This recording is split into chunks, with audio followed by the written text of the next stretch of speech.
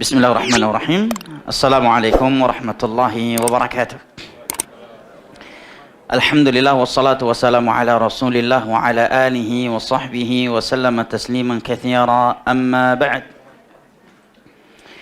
Tuan-tuan, puan-puan, ikhwani al-kiram wa akhwati al-karimat yang ana cintai dan muliakan. Rahimani Allah wa iyyakum wa baraka fikum.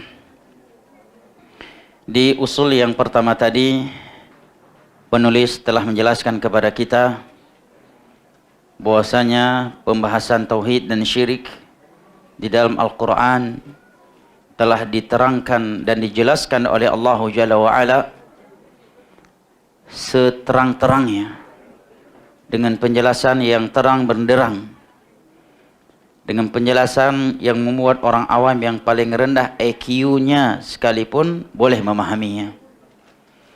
Tetapi semenjak terjadi banyak kesyirikan, ritual-ritual syirik, banyaknya syubhat dari du'atun ala abwabi jahannam, dai-dai yang menyuruh kepada pintu-pintu neraka, syubhat dari para penyuruh kesyirikan, kebid'ahan, maka yang bertauhid dan tidak berbuat syirik dituduh tidak memuliakan Nabi, tidak cinta Nabi, tidak cinta orang-orang saleh dan para wali aulia. Sementara yang berbuat syirik malah dianggap sebagai orang yang cinta Nabi, cinta orang-orang saleh. Dan telah kita sebutkan tadi beberapa catatan tambahan untuk ini. Yang kedua, kata beliau, al-aslu tsani, usul yang kedua adalah amarallahu bil ijtima'i fid din wa naha an yatafarruqi fihi. Allah telah memberikan perintah agar kita ijtima' fid din, bersatu. Bersatu di mana? Di parti, di organization, ya? Fid din, di dalam agama. Dan agama kita di atas Al-Quran dan As-Sunnah ala fahmi salafil ummah, dengan pemahaman sebaik-baik generasi umat Islam dari kalangan para sahabat, para tabi'in dan tabi'ut tabi'in. Wa naha 'anit tafarruqi fihi, dan Allah melarang kita berpecah belah, beraneka ragam, berbeza-beza dalam perkara agama. Fabayyana Allahu hadza bayanan syafihan tafhamuhu al-'awam. Usul yang kedua ini telah Allah jelaskan di dalam Al-Quran bayanan syafian, dengan penjelasan yang syafian, yang sangat memuaskan, yang sangat sempurna, sehingga orang awam pun boleh paham. Ada tak orang awam yang tak boleh paham firman Allah, wa'tasimu bihablillahi jami'an wa la tafarraqu, bersatulah kalian dengan tali Allah dan janganlah kalian berpecah belah. Apakah perlu pergi masuk universiti 5 tahun baru boleh paham ayat ini? Perlu duduk bersimpuh 12 tahun kepada seorang tuan guru baru boleh paham ayat ini? Tak. Semua orang awam begitu mendengar ayat ini, wa'tasimu bihablillahi jami'an wa la tafarraqu, bersatulah kalian dengan tali Allah, agama Allah. Kalau kita membuka tafsir, semua penjelasan ulama tafsir tidak keluar dari Al-Quran, As-Sunnah, dan jalannya para sahabat Nabi SAW. Wala tafarraqu, dan jangan berpecah belah. Semua orang awam boleh paham ayat ini. Surat Ali Imran, ayat 103. Kemudian kata beliau, wa nahana an nakuna kalladzina tafarraqu wa ikhtalafu qablana fahalaku. Di dalam Al-Quran Allah juga melarang kita menyerupai orang-orang kafir, kaum musyrikin, ahlul kitab dan kaum musyrikin yang berpecah belah dan beraneka ragam di dalam agama mereka, sehingga mereka binasa. Ada yang mengkeramatkan Lat, ada yang mengkeramatkan Manah, ada yang mengkeramatkan Uzza. Afara'aitumul Lata wal Uzza wa Manata tsalitsata al-ukhra alakumudz dzakaru wa lahul untha tilka qismatun dhiza in hiya illa asma'un sammaytumuha antum wa aba'ukum ma anzalallahu biha min sultan in yattabi'una illa adh-dhanna wa ma tahwa al-anfus. Al-ayat. Yang punya Uzza, patung yang disembah dan dikeramatkan selain Allah, membanggakan lana al-Uzza wa la Uzza lakum. Kami punya Uzza, kalian enggak punya Uzza. Musyrik lain yang punya Lat, lana Lat wa la Lat lakum. Kami punya Lat, kalian punya apa? Yang mengkeramatkan Manah mengatakan kami punya Manah, kalian punya apa? Ahlul kitab juga demikian. Yahud dan Nasara saling membanggakan antara satu sama yang lain. Sesama mereka membanggakan akidah mereka di atas akidah orang lain, membanggakan metode ibadah mereka dengan metode ibadah yang lain. Kullu hizbin bima ladaihim farihun. Setiap kelompok dari mereka bangga gembira dengan apa yang mereka miliki di dalam agamanya. Datang Islam tak perlu berbangga, masih Islam semuanya sama. Muslim di seluruh penjuru dunia harus satu warna. Karena Islam agama universal. Tidak ada Islam ini khusus untuk orang Arab. Islamnya begini. Kalau orang Melayu, Islamnya Islam Melayu. Kalau orang Somalia, ya Islamnya ala Somalia. Yang Arab ala Arab. Ya, yang Indonesia ala Nusantara. Ya, tak ada Islam universal. Lil alamin. Basyirau wa nadhira. Kami utus engkau untuk alam semesta. Semuanya harus ikut satu kitab Al-Quran dan satu Nabi Rasulullah sallallahu alaihi wasallam dan satu jalan dalam memahami Al-Quran dan As-Sunnah, yaitu jalannya para sahabat. Allah melarang kita berpecah belah, beraneka ragam seperti umat-umat terdahulu. Allah berfirman di dalam surat Al-An'am ayat 159, Innal ladzina farraqu dinahum wa kanu syi'an lasta minhum fi syai' innama amruhum ila Allah thumma yunabbi'uhum bima kanu yaf'alun. Sesungguhnya mereka yang berpecah belah dalam urusan agama mereka. Orang jahiliyah dulu punya metode agama yang beda-beda. Bahkan ada sebuah kabilah dari kaum musyrikin di masa dahulu, mereka punya ideologi apabila nak masuk ke tanah suci, umroh atau haji, dan dia tak punya pakaian selain yang ada di tubuhnya, maka dia akan memilih masuk ke tanah suci, tawaf dalam keadaan telanjang, tak berpakaian. Kenapa? Karena kata ini baju udah banyak dosanya, tak pantas masuk ke tanah suci. Tapi masuk telanjang pantas. Orang kalau nggak punya Al-Quran, otaknya rusak. Beracun otaknya kalau nggak ada Al-Quran dan As-Sunnah. Sehingga mereka tawaf dalam keadaan telanjang. Ahlul kitab juga memiliki metode ibadah yang beraneka ragam. Akidah yang beraneka ragam. Hari ini juga demikian sebagian kaum muslim dibuat. Yang ini tarekat Naqsabandiyah. Yang satu lagi tarekat Qadiriyah. Yang kelompok lainnya tarekat Syadziliyah. Kelompok yang lainnya kami tariqah Qadiriyah. Yang Syadziliyah menganggap lebih baik daripada Qadiriyah. Yang Qadiriyah menganggap lebih baik daripada Naqsabandiyah. Ya. Seharusnya seorang muslim tidak punya tariqah dalam agama kecuali tariqahnya Rasulullah sallallahu alaihi wasallam. Laqad kana lakum fi Rasulillahi uswatun hasanah.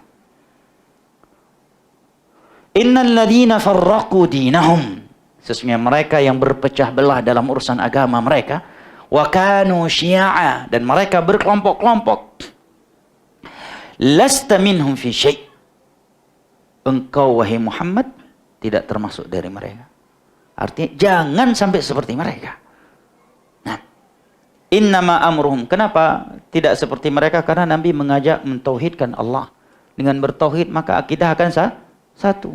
Tidak ada yang ini keramatkan kuburan, keramatkan pohon, keramatkan orang dan sebagainya. Satu yang dituju dalam ibadah.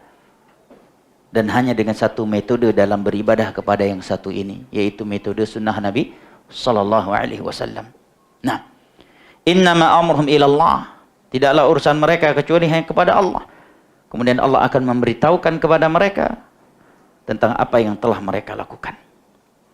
Allah juga menerangkan usul ini dalam surat Syura ayat ke-13. syara'a lakum minad dini ma wassa bihi Nuhan walladhi awhayna ilayka wa ma wassayna bihi Ibrahim wa Musa wa Isa an aqimud dina wa la tatafarraqu fihi. Allah telah mensyariatkan dari agama ini kepada kalian. Hal yang telah Allah wasiatkan kepada Nuh, yang kami wahyukan kepada engkau, yang kami wasiatkan kepada Ibrahim, Musa dan Isa. Apa isi syariat tersebut? An aqimuddin, tegakkan agama, wala tatafarraqu fi, dan jangan berpecah belah di antara kalian. Perhatikan, sekian ayat yang telah kita baca tadi, semua larangan berpecah belah dalam agama itu datang setelah perintah bersatu dalam mengamalkan agama, menunjukkan manusia ini tidak akan mungkin bersatu tanpa mengamalkan agama mereka. Dan tidaklah mereka berpecah kecuali karena mereka tidak mengamalkan agama mereka. Coba lihat tadi, semua larangan datang setelah perintah untuk mengikuti agama. Wa'tasimu bihablillah. Baru setelah itu wala tafarraqu. Juga ini tadi, wala tafarraqu, setelah apa? An aqimuddin, tegakkan agama ini. Wala tatafarraqu, dan jangan berpecah belah. Menunjukkan apabila kaum muslimin ingin dipersatukan, caranya, tipsnya, metodenya satu je, tak banyak. Ajak mereka amalkan agama Allah, niscaya mereka tak akan berpecah belah. Andai kata semua kaum muslimin mengamalkan agama Allah sebagaimana adanya, tak ada istilah ini Asy'ari, ini Sufi, ini tarikat Naqsabandiyah, ini Syadiliyah, ini Qadiriyah, ini Naqsabandiyah. Akidah mereka pasti akan sama di semuanya tempat. Tata cara ibadah mereka pasti sama dan tidak ada perbezaan kecuali dalam hal-hal yang memang telah terjadi perbezaan di antara ulama salaf dulu dalam bab fikih. Nah, tetapi Allah berkehendak lain. Nabi sudah memberitakan sebagaimana Yahudi berpecah menjadi 71. Ya, dan orang Nasara berpecah menjadi 72, umatku ini akan berpecah menjadi 73 kalangan. Ya, secara iradah syar'iyah Allah menuntut ya kita untuk bersatu dan tidak berpecah belah. Tetapi iradah kauniyah Allah berkehendak lain. Nah, makanya jamaah dimulakan Allah, hari ini banyak orang berbicara tentang persatuan, tapi tanpa konsep persatuannya. Sekarang kita ingin menyuruh semua, mengatakan yang semua ulama hari ini yang menyuruh kita harus bersatu, kaum muslimin tak bersatu. Kita tanyakan, bagaimana cara kita bersatu? Masuk parlemen? Parti? Parti mana? Parti banyak nih sekarang. Kalau saya masuk parti Anda, saya dianggap yang parti lain, saya tak bersatu. Kalau saya masuk parti mereka, saya bermasalah sama parti Anda. Jadi nak pilih parti mana? Semua muslim. Nah, macam mana kaum muslimin bisa bersatu? An aqimuddin, itu caranya. Perintahkan kaum muslimin semuanya mengamalkan agama mereka. Pasti mereka akan bersatu. Kalau semua bertauhid, tidak berbuat syirik, pasti akan bersatu. Tapi ketika tidak bertauhid, berbuat syirik, yang ini mengkeramatkan kuburan ini. Ya, di pulau ini ada kuburan keramat ini, pulau satu lagi kuburan keramat yang beda lagi. Yang ini Naqsabandiyah, yang ini Qadiriyah, yang ini Syadiliyah, yang ini Naqsabandiyah. Yang ini Maturidiyah, yang ini Kullabiyah, yang ini Asy'ariyah, yang ini Mu'tazilah. Yang Indonesia mengatakan kami Islam Nusantara, yang Melayu kami Islam Melayu, yang Somalia Islam ala Somalia, begitu. An aqimuddin, tegakkan agama ini. Andai kata semua mereka mengikuti Al-Quran dan mengikuti As-Sunnah dengan pemahaman para salaful ummah, wala tatafarraqu fi, mereka tidak mungkin berpecah. Para sahabat bisa bersatu tanpa ada parti di tengah-tengah mereka. Mereka bisa bersatu tanpa ada parlemen. Karena hanya Al-Quran dan As-Sunnah yang bisa mempersatu manusia. Nah, an aqimuddin wala tatafarraqu fi. Sekian ayat tadi telah kita baca. Semua larangan berpecah belah yang Allah sebutkan, itu Allah sebut setelah Allah sebut perintah untuk mengikuti agama Allah. Wa'tasimu bihablillahi jami'a, baru wala tafarraqu. Karena manusia ini tidaklah berpecah kecuali karena mereka telah meninggalkan agama Allah. Karena mereka meninggalkan tauhid, terjatuh ke dalam syirik. Yang namanya syirik banyak. Ya kan?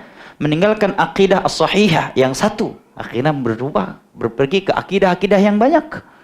Ya, ada ittihadiyah, ada hululiyah, ya, dan sebagainya. Ketika meninggalkan as-sunnah, akhirnya terjerumus ke dalam bidah. Yang namanya bidah banyak. Yang ini metodenya begini, yang ini cara ibadah beda lagi, yang ini zikirnya beda lagi. Masjid, kita lihat hari ini, zikir setelah sholat 5 waktu aja, nggak usah satu Malaysia dah. Satu kota kayak, satu tempat aja, kalau ada 5 masjid, beza-beza tuh zikirnya. Ya kan? Coba antum survei, sholat maghrib misalkan. Dalam seminggu, sholat maghrib yang ada zikir jamaah, dan doa berjamaah. Antum catat rekam. Besok sholat maghrib di masjid yang lain lagi. Itu beza zikirnya dengan masjid yang sebelumnya. Jumlahnya beda, panjang lamanya beda. Sebagian masjid kalau maghrib panjang zikir berjamaahnya. Kalau Malaysia nggak sepanjang di Indonesia, Anda lihat. Sebagian tempat itu sampai masuk isya, apalagi malam Jumat. Tak tahu Pak, bila mereka sholat ba'diyah maghrib. Ba'diyah maghrib sudah menjadi qobliyah isya terkadang. Ya, pada isya lagi pendek, pada subuh panjang sikit, pada zuhur pendek sikit. Pendek sangat malah. Pada asar pendek sangat. Ya. Nanti kita ke masjid lain, zikirnya beza lagi. Kenapa bisa beda-beda? Karena nggak ikut sunnah. Tapi kalau semua ikut sunnah, semua kaum muslimin, semua masjid di dunia berzikir seperti yang Nabi lakukan, maka walaupun kita keliling dunia, kita akan dapatkan sama. Kita ke Indonesia, zikirnya sama. Ke Mesir, sama. Ke Yaman, sama. Ke Somalia, akan sama. Ke Afrika, lihat muslim di Amerika, sama juga. Kenapa? Tajma'uhum sunnah. Sunnah Nabi yang mempertemu dan mengumpulkan mereka. Maka para ulama mengatakan, as-sunnatu tajma' wal bid'atu tufarriq. Sunnah itu mempersatukan. Wal bid'atu tufarriq. Sedangkan bid'ah pasti memecah belahkan manusia. Sekarang dibalik, yang mengajak kepada sunnah dan melarang bid'ah dikatakan ustaz-ustaz, syekh-syekh pemecah belah umat. Karena masuk sunnah mempersatukan umat dan bid'ah memecah belahkan umat. Lihat ini akhirnya, ini Qadiriyah, ini Syadiliyah, ini Saknabandiyah, ya. Ini Qadiriyah. Masjid ini punya zikir macam ni, yang ini punya zikir macam ini, yang ini mursyidnya ini. Kalau untuk ambil zikir ini, untuk mengamalkannya harus dapat ijazah dulu. Harus dapat ijazah. Semenjak kapan harus ada ijazah? Macam masuk universiti je. Zikir harus ada ijazahnya. Sudah ini zikir langsung diijazahkan, ya, oleh Habib Fulan. Ya, yang sudah dapat ijazahnya boleh ambil, boleh amalkan. Berbeza-beza akhirnya. As-sunnatu tajma' wal bid'atu tufarriq. Sunnah pasti mempersatukan. Dan bid'ah itu pasti memecah belahkan. Tapi hari ini malah sebaliknya. Yang mengajak kepada sunnah dan memperingatkan kaum muslimin dari bahaya bid'ah dikatakan pemecah belah umat.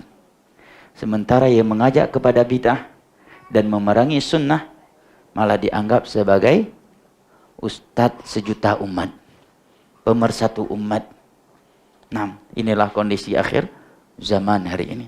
Maka Syekh katakan, ya, wa dzakara annahu amara al-muslimin bil ijma' fi ad-din wa nahahum 'an at-tafarruq fihi wa yazidu wuduhan ma warada bihi sunnatu min al-'ujab al-'ujab fi dhalika thumma sara al-amru ila anna al-iftira fi usuli din wa furu'ihi wal 'ilmu al-fiqh fi ad-din wa sara al-amru bil ijtima'i fi ad-din la yaqulu illa zindiqun majnun. Kata beliau, meskipun penjelasan Al-Quran ditambah lagi penjelasan As-Sunnah tentang wajibnya bersatu dalam agama dan larangan berpecah belah, tapi hari ini justru perpecahan dalam masalah akidah dan furu' dianggap itulah ilmu dan fikih yang luar biasa. Ya. Sekarang siapa yang membenarkan perpecahan dianggap, wah, inilah alim yang luas ilmunya, sudah jauh pikniknya. Tahu piknik?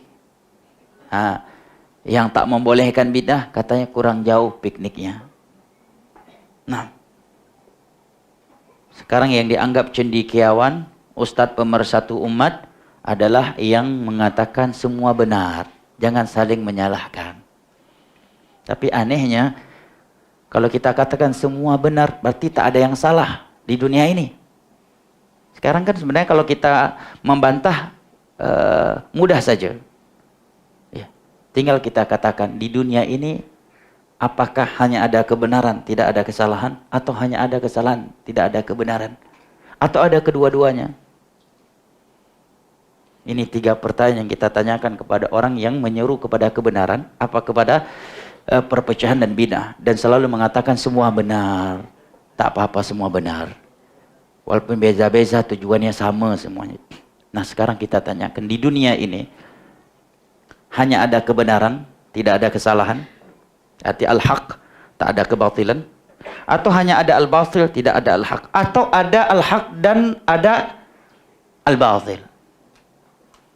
Kalau dia mengatakan, oh tak, di dunia ini cuma ada al-haq, tidak al-batil. Jelas ini kedustaan. Allah dan Rasulnya menyebutkan ada al-haq, ada al-batil. Ya. Famadha ba'da al-haq illa ad-dhalal. Ya. Walakin aktsaran nasi la ya'lamuna al-haqqa fahum maridun. Menunjukkan ada kebatilan, ada al-haq, walakin aktsarahum lil haqqi karihun. Benci kepada kebenaran mayoritas manusia. Ya. Kemudian kalau dia mengatakan, oh tak, cuma ada al-batil, tidak ada al-haq, berarti semua kita ini batil. Anda, saya, tak ada yang hak, semua batil. Anda juga batil. Tak mungkin dia ucapkan yang kedua. Pasti dia akan memilih jawaban yang ketiga. Apa tu? Ya, di dunia ini ada al-haq, ada al-batil, ada kebenaran dan ada kesalahan. Kita tanya pertanyaan yang keempat. Apabila Anda sudah meyakini di dunia ini ada al-haq dan ada kebatilan, ada kebenaran dan ada kesalahan, pertanyaannya yang harus antum jawab, mana lagi banyak? Kebenaran lagi banyak daripada kebatilan, atau kebatilan lagi banyak daripada kebenaran? Dengan bahasa lain, kebenaran satu, sementara kebatilan itu banyak, atau kebatilan itu satu, tetapi kebenaran banyak? Jawab. Ya, kebenaran banyak dan kebatilan satu gitu. Kebenaran satu. Al-Quran mengatakan kebenaran satu, kebatilan banyak. Makanya bunyi ayat, wa anna hadha sirati mustaqima fattabi'u wa la tattabi'us subula fatafarraqa bikum an sabilih. Inilah jalanku yang lurus, ikutilah oleh kalian, dan jangan mengikuti as-subul, jamak, jalan-jalan banyak yang bertentangan dengan satu-satunya jalanku ini. Itulah wasiat Allah kepada kalian. Nabi ketika membaca ayat ini, Nabi menarik satu garis yang lurus. Hadis Abdullah bin Mas'ud, Nabi menarik satu garis yang lurus begini. Kemudian Nabi membacakan wa anna hadza sirati mustaqima. Inilah jalanku yang lurus, fattabi'u, ikutilah oleh kalian. Kemudian Nabi menarik garis-garis yang banyak. Begini ya, karena sebagian ustaz nalihat ketika menjelaskan hadis ini dia membuatnya begini. Kemudian Nabi menyebutkan garis-garis yang banyak. Ini keliru. Berarti nggak ada bedanya dong. Sama-sama lurus. Yang kedua, Nabi mengatakan an yaminihi wa shimali, an ta'diyah, menunjukkan begini. Menarik garis-garis yang banyak di sebelah kanan dan sebelah kirinya. Kemudian Nabi mengatakan tidak ada satupun jalan dari jalan-jalan yang banyak ini kecuali di situ ada syaitan yad'u ilaih. Syaitan yang mengajak kepadanya. Menunjukkan apa? Dai kebatilan lagi banyak daripada dai kebenaran. Selalu demikian. Dai yang mengajak kepada tauhid dengan dai yang mengajak kepada syirik, mana lagi banyak? Yang mengajak kepada syirik. Yang mengajak kepada dai yang mengajak kepada sunnah dan memperingatkan bahayanya bid'ah. Dengan dai yang mengajak kepada bid'ah dan memerangi sunnah, dia sadari ataukah tidak? Mana lagi banyak? Yang mengajak beribadah kepada Allah dan bermaksiat, mana lagi banyak? Hanya yang mengajak kepada maksiat kepada Allah.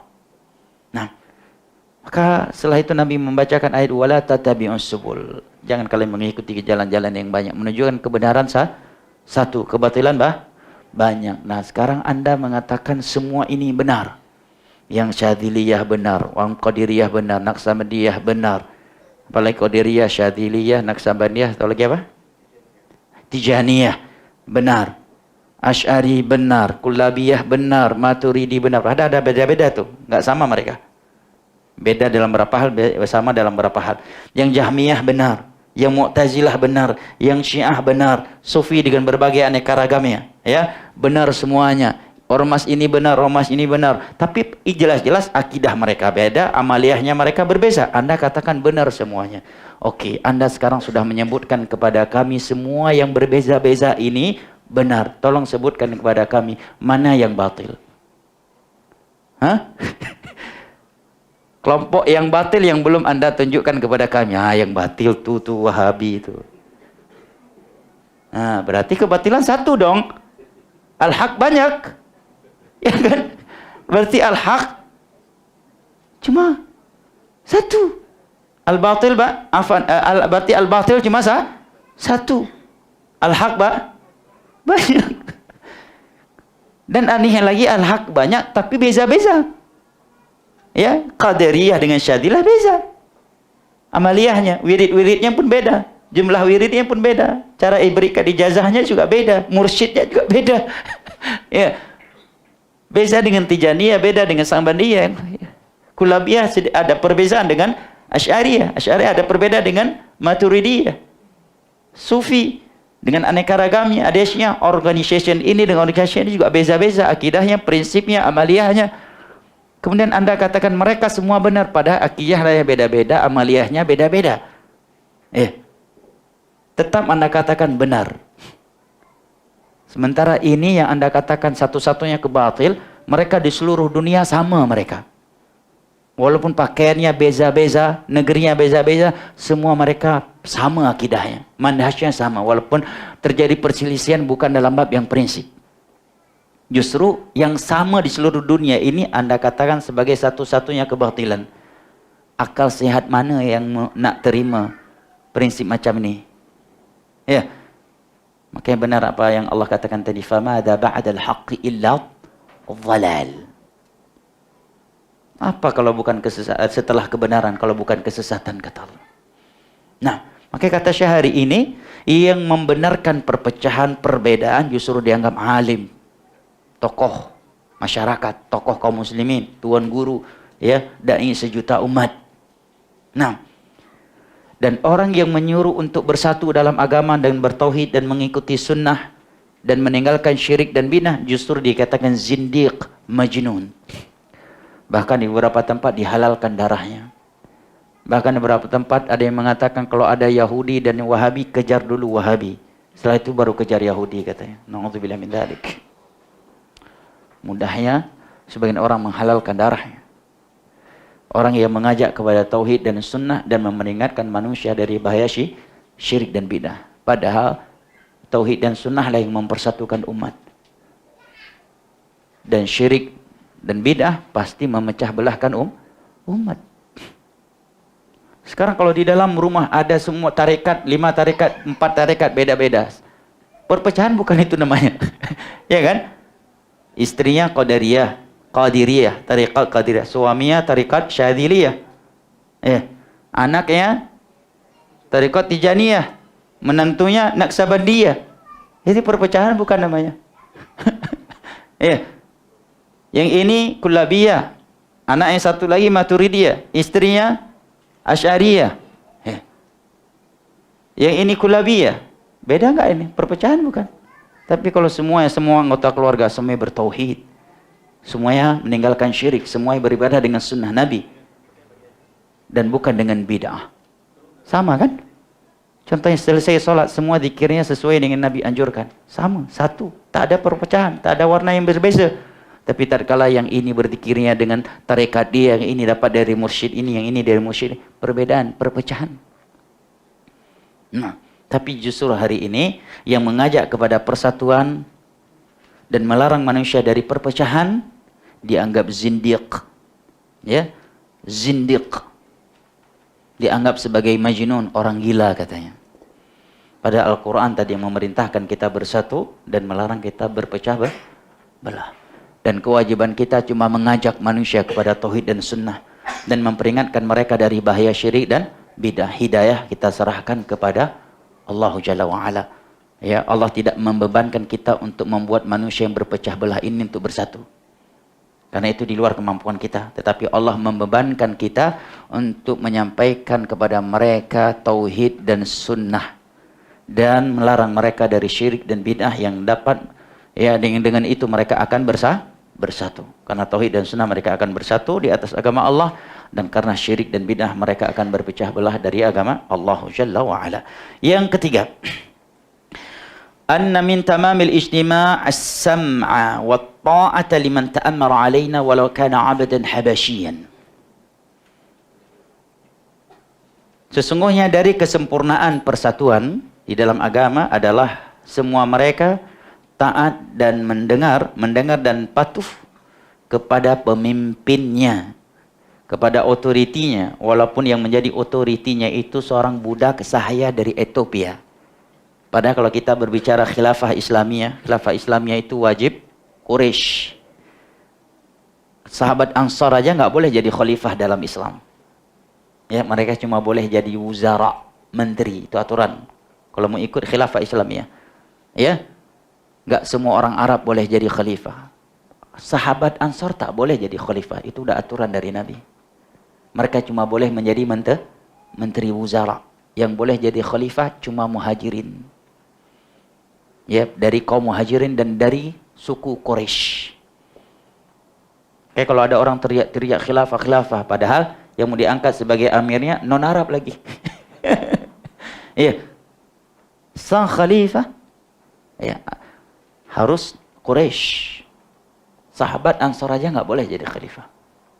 Nah, ini dalil yang membantah pemahaman sesat yang mengatakan kita tak wajib taat kalau pemimpinnya tak Islami katanya. Kalau bukan khalifah. Nah, ini Nabi mengatakan walaupun abdan habasyiyah, budak sahaya Ethiopia. Kalau secara syar'i kan nggak boleh budak jadi pemimpin. Tapi kalau qaddarallah terjadi, udah budak non Arab lagi Habasyi. Dalam hadis yang lain Nabi katakan ka'anna ra'sahu hinabun tafiyah. Kepalanya itu macam buah kismis. Tahu kismis? Kismis kan hancur, ya kan? Ini perumpamaan jeleknya seseorang. Ya. Orangnya macam mana? Macam buah kismis. Udah pasti itu akhwat. Tolak lamarannya. Ya kan? Walaupun yang datang melamarnya ustadz, profesor, akidah, hadis, hafid 30 juz. Begitu dilihat, waduh, kayak inabun tafiyah. Buah kismis. Iya, hitam pekat, muka berkurut-kurut, rambut keriting sedikit lagi. Nah, itu akhwat pasti nolak. Ya, tapi karena yang lamar orang soleh berilmu Ustaz Syekh, alasannya ana nampaknya nak berbakti dulu sama orang tua, tak nak nikah dulu tahun ini Ustaz. Mungkin akhwat lain tahun ini nak nikah, bagikan ke mereka aja. Ya, begitu juga ikhwah. Kalau yang ditawarkan kepadanya akhwat seperti buah kismis, nah, keluar alasannya sepertinya tahun ini anak-anak fokus berbakti sama orang tua dulu Ustaz, kasihkan ke ikhwah lain aja. Ya. Coba kalau dikasih yang cantik, wah ini sepertinya jawaban dari doa anak selama ini Ustaz. Artinya memang itu perumpamaan jelek dan buruknya rupa seseorang. Tetapi andai kata dia terpilih menjadi pemimpin kalian, tetap wajib taat dan patuh. Demi apa? Demi menjaga persatuan kaum muslimin. Agar tak terbuka pertumpahan darah dan perang saudara. Nah, فبين النبي صلى الله عليه وسلم هذا الأصل بيانا شافيا كافيا بوجوه من أنواع البيان شرعا وقدرا ثم صار هذا الأصل لا يعرف عند أكثر من يدعي العلم فكيف العمل به. Kata beliau, Nabi SAW telah menjelaskan usul yang satu ini, yang ketiga ini, dengan penjelasan yang sangat jelas dan gamblang dari berbagai sisi. Karena hadis-hadis yang berbicara tentang wajibnya taat kepada pemimpin selama dia muslim walaupun zalim, walaupun nepotisme, tidak boleh memberontak kepadanya, tidak boleh mencelanya, tidak boleh memberikan nasihat secara terbuka, tetapi menasihatinya secara diam-diam, mendoakan kebaikan untuknya, tetap patuh dan taat walaupun dia zalim selama bukan dalam hal maksiat. Hadis tentang itu mutawatir jamaah, tak kalah banyak, bahkan mungkin lagi banyak daripada hadis yang mengharamkan riba. Nabi telah menjelaskan itu secara ilmiah, ayat Al-Quran. Secara takdir juga Allah dan telah menjelaskan. Tidak pernah ada suatu negara setelah pemberontakan negara itu menjadi lagi bagus. Semenjak Utsman bin Affan dibunuh oleh kaum Khawarij, kemudian Ali bin Abi Thalib sampai hari ini, dan kata para ulama akan sampai hari kiamat, belum pernah ada sebuah negara menjadi lagi bagus setelah pemberontakan dan pelengseran. Makanya ketika ulama tabi'in datang kepada Anas bin Malik, mereka curhatlah. Curhat apa bahasa sini? Curhat, mengadu tentang zalimnya Hajjaj bin Yusuf. Dan banyak ulama, ratusan ulama dipenggal lehernya. Di antaranya Sa'id bin Jubair. Dia sholat, dia zaman dulu kan pemimpin jadi imam sholat. Dia tetap ingin jadi imam walaupun sholat sambil mabuk-mabuk. Abdullah bin Umar tetap sholat di belakang, tapi pulang ke rumah beliau ulangi lagi sholat. Terkadang dia sholat sebelum waktunya, terkadang setelah keluar waktu, Abdullah bin Umar tetap sholat di belakangnya, kemudian pulang ke rumah ulang lagi sholat. Beliau tidak ingin membuka pertumpahan darah. Ya, secara takdir. Tapi ketika prinsip ini dilanggar, apa yang terjadi? Seperti yang disebutkan tadi. Maka ulama tabi'in, sebagai ulama datang kepada Anas bin Malik, mengadu tentang Hajjaj bin Yusuf ini. Apa kata beliau? Aku pernah mendengar Nabi bersabda, isbiru hatta talqauni alal hawd. Falladhi nafsi biyadi la ya'ti zamanu illa ba'dahu syarru min. Bersabarlah kalian sampai kalian bertemu denganku di dalam telagaku.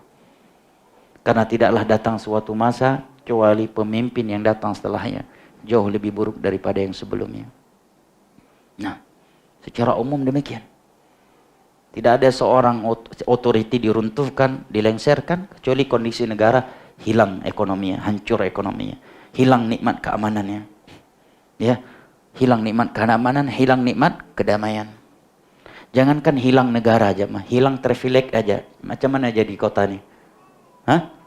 Cuma antum bayangkan, traffic tak ada di Kuala Lumpur. Apa yang terjadi? Itu baru traffic tak ada. Macam mana kalau otoriti tak ada? Perang di mana-mana.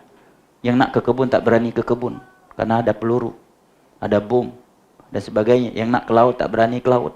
Yang nak jualan ke pasar tak bisa jual. Ini yang diinginkan oleh orang-orang kafir, negara-negara yang kuat. Mereka ingin kaum muslimin memberontak. Ketika kaum muslimin memberontak, dipersenjatai sama mereka, bisnis senjata mereka. Ada dibagikan gratis, tapi ada ketentuannya nanti. Intelijen mereka masuk.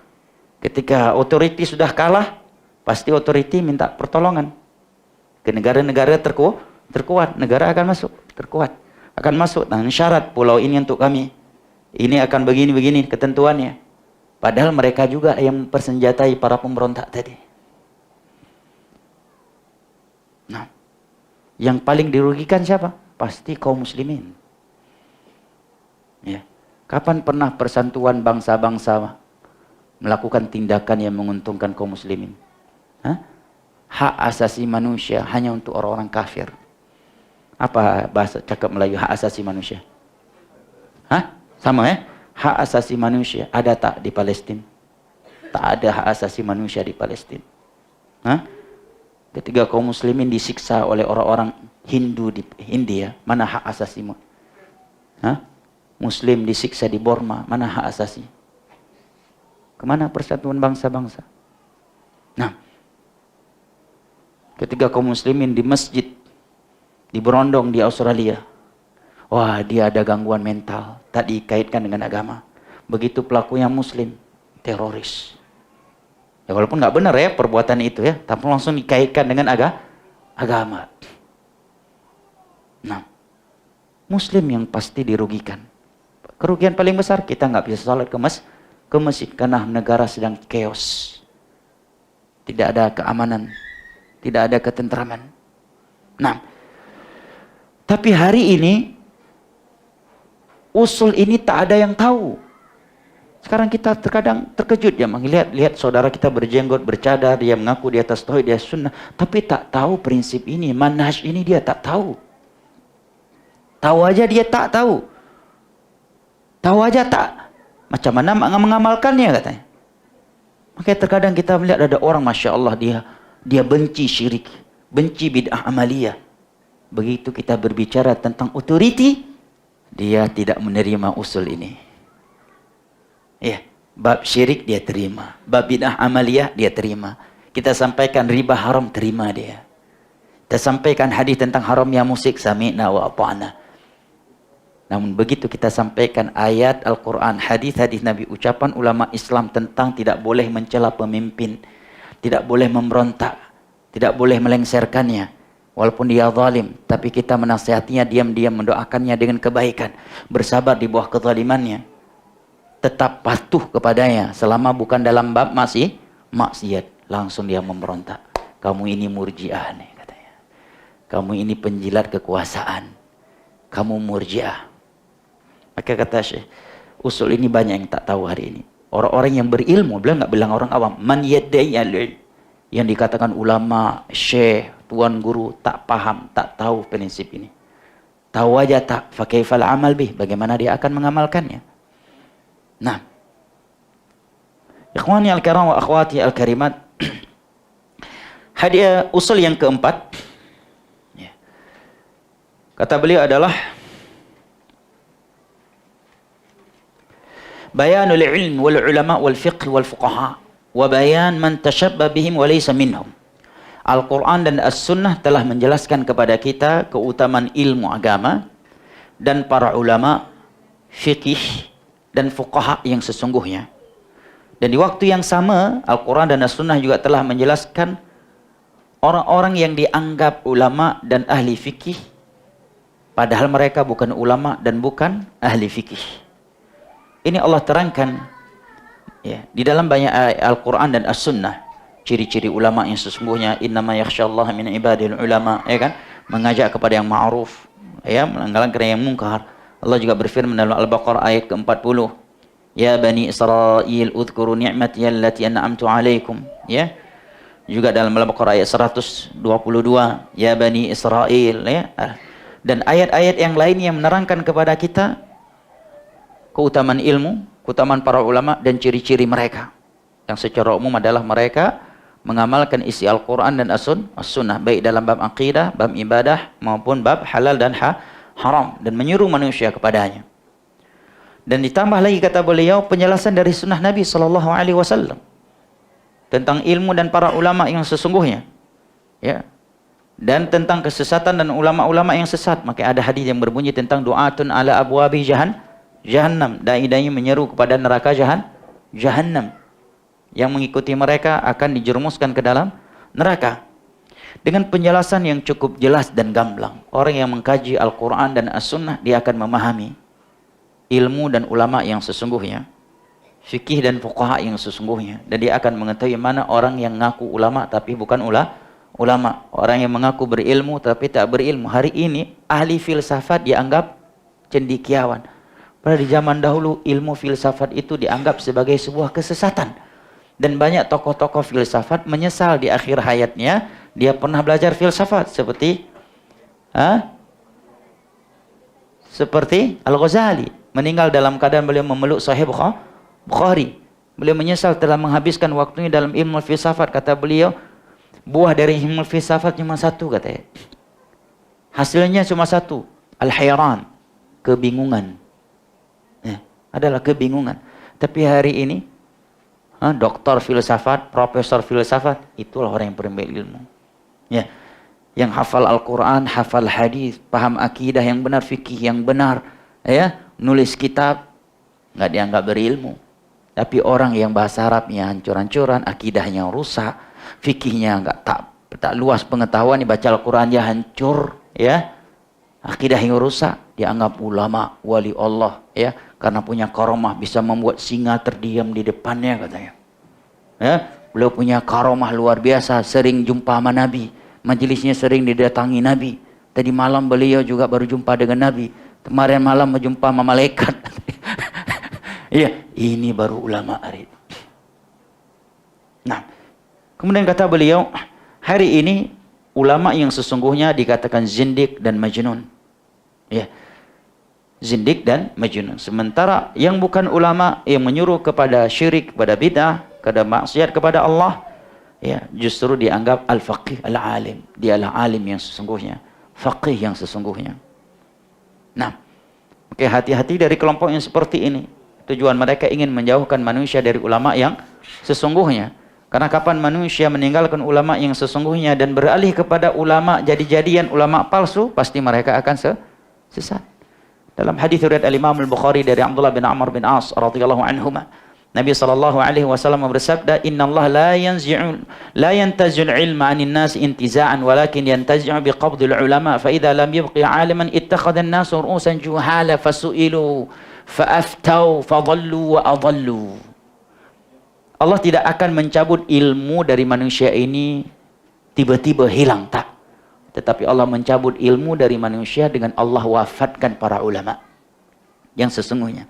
Tatkala Allah tidak lagi menyisakan ulama di dunia ini kecuali segelintir kecil, maka manusia akan menjadikan orang-orang jahil sebagai tokoh-tokoh agama karena penampilannya, karena sorbannya, ya, karena karomahnya yang fiktif itu. Karena mereka udah dianggap ulama, dijadikan tempat fatwa, fasu'ilu. Kaum muslimin datang bertanya kepadanya.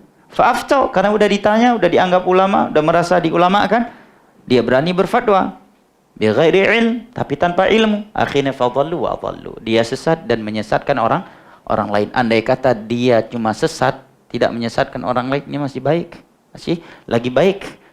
Ya. Tapi lagi adalah teruknya adalah sudah dia sesat, menyesatkan orang lain lagi. Nah, makanya Nabi mengatakan inna akhwafa ma akhafu ala ummati ala imma al-mudhillin. Sesuatu yang paling aku khawatirkan terhadap umatku adalah al-a'immah al-mudhillin, tokoh-tokoh agama yang menyesatkan. Jarang orang sesat karena pelaku maksiat. Terbawa ayat, tapi dia menyadari dirinya salah, sedang bermaksiat. Kemarin jatuh ke zina gara-gara sahabat anak yang ngajak. Tapi jarang ada pelaku maksiat membuat orang jadi sesat, jatuh ke dalam syirik, jatuh ke dalam bid'ah. Tak ada. Rata-rata yang membuat orang lain sesat adalah tokoh-tokoh agama yang sesat, yang mengataskan agama, yang terkadang bawa dalil Al-Quran, hadis, pakaiannya pakaian ulama. Nah, ikhwani al-kiram wa akhwati al-karimat, yang kelima, usul yang kelima adalah kata beliau al-khamis bayanullah subhanahu wa ta'ala awliyaihi wa tafriqi bainahu wa bainal mutasyabbihina bihi min a'da'illahil munafiqina wal fujjar. Al-Quran dan As-Sunnah telah menjelaskan kepada kita kriteria wali-wali Allah dan perbedaan mereka dengan wali-wali syaitan. Tetapi menyerupai wali-wali Allah, ngaku wali Allah, padahal mereka bukan wali Allah. Allah menerangkan siapakah wali-walinya, kriteria mereka, dan perbedaan mereka dengan orang-orang munafik, para fujar, tapi mengaku atau dianggap wali Allah Jalla wa'ala. Sebagai contoh, Allah berfirman di dalam surat Ali Imran ayat 31. Qul in kuntum tuhibbunallaha fattabi'uni yuhibbukumullahu wa yaghfir lakum dhunubakum wallahu ghafurur rahim. Katakanlah wahai Nabi Muhammad, apabila kalian adalah wali-wali Allah, cinta kepada Allah, berarti kan wali Allah kan?